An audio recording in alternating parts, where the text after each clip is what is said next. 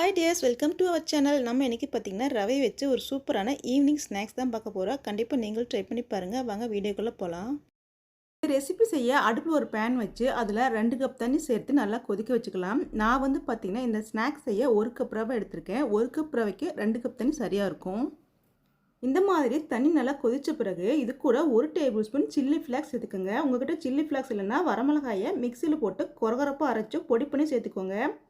அடுத்து இது கூட 2 பச்சை மிளகாயை இந்த மாதிரி பொடி நறுக்கிட்டு சேர்த்துக்கலாம். இது கூடவே 1/4 டீஸ்பூன் சால்ட்டு, 1/4 டீஸ்பூன் ஜீரகத்தூள், 1/4 டீஸ்பூன் மிளகுத்தூள், 1/4 டீஸ்பூன் பெருங்காயத்தூள் சேர்த்து நல்லா மிக்ஸ் பண்ணி விட்டுக்குங்க. நல்லா மிக்ஸ் பண்ண பிறகு இது கூட நம்ம எடுத்து வச்சுருக்கிற 1 கப் ரவையை சேர்த்துக்கலாம். ரவையை சேர்த்த பிறகு கொஞ்சம் கூட கட்டிகள் இல்லாமல் நல்லா கலந்து விட்டுக்கலாம். பாருங்கள், இந்த மாதிரி கொஞ்சம் கூட கட்டிகள் இல்லாமல் கலந்து விட்டுக்குங்க.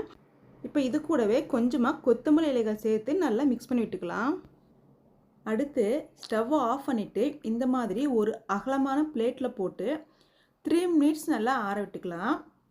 பார்த்திங்கன்னா நல்லா ஆறி இந்த மாதிரி கைத்தோட சூடு வந்த பிறகு நாம் சப்பாத்தி மாவு பிசைவோம் இல்லையா, அந்த மாதிரி பிசைஞ்சு எடுத்துக்கலாம். பாருங்கள், இந்த மாதிரி நல்லா சாஃப்டாக இருக்கிற மாதிரி பிசைஞ்சு எடுத்துக்கோங்க. அடுத்து இப்போ பார்த்திங்கன்னா நம்ம எப்படி உளுந்து வடை பண்ணுவோமோ அதே டைப்பில் கொஞ்சம் கொஞ்சமாக ரவா மாவை எடுத்து கையில் நல்லா உருட்டி இன்னொரு உள்ளங்கையில் வச்சு தட்டி சென்டரில் ஒரு ஓட்டை போட்டு எல்லா வடையும் நம்ம ரெடி பண்ணி வச்சுக்கலாம். இந்த மாதிரி எல்லா வடையையும் நம்ம ரெடி பண்ணி வச்சுக்கலாம். பாருங்கள், பார்க்கும்போதே தெரியும் எவ்வளோ சூப்பராக வந்திருக்குன்னு. நீங்கள் வடையை தட்டும்போது உள்ளங்கையில் கொஞ்சமாக தண்ணி தடவிட்டு வடையை தட்டி எடுத்துக்கோங்க. அப்போ தான் வந்து மாவு கையில் ஒட்டாமல் வரும். ஸோ அதனால் நீங்கள் வடை தட்டுறதுக்கு முன்னாடி கையில் கொஞ்சம் தண்ணி தடவிட்டு அப்புறம் தட்டி எடுத்துக்கோங்க. இந்த மாதிரி எல்லா வடையையும் நீங்கள் ரெடி பண்ணி வச்சுக்கோங்க. அடுத்து இப்போ எண்ணெய் காஞ்ச பிறகு நம்ம ரெடி பண்ணி வச்சுருக்க வடையை சேர்த்து மிதமான தீயில வேக வச்சு எடுத்துக்கலாம். நீங்கள் வடையை எண்ணெயில் சேர்த்த உடனே திருப்ப வேண்டாம். எண்ணெயோட சலசலப்பு அடங்கின பிறகு திருப்பிட்டுக்கலாம். இந்த மாதிரி 2 பக்கமும் திருப்பி விட்டு வடையோட கலர் மாறின பிறகு எண்ணெயிலிருந்து எடுத்துக்கலாம்.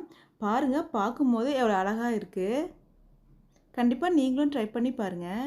இந்த வடையை செய்கிறது ரொம்ப ஈஸி தான். அதிக நேரம் தேவைப்படாது. ஒரு 10 நிமிஷத்தில் செஞ்சு முடிச்சிடலாம்.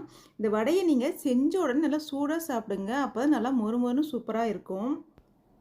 அவ்வளோதாங்க, 10 நிமிஷத்தில் சூப்பரான சுவையில் ரவா வடை ரெடி பண்ணியாச்சு. நீங்களும் இந்த வடையை செஞ்சு பார்த்துட்டு டேஸ்ட் எப்படி இருந்துச்சுன்னு கமெண்ட் பண்ணுங்கள்.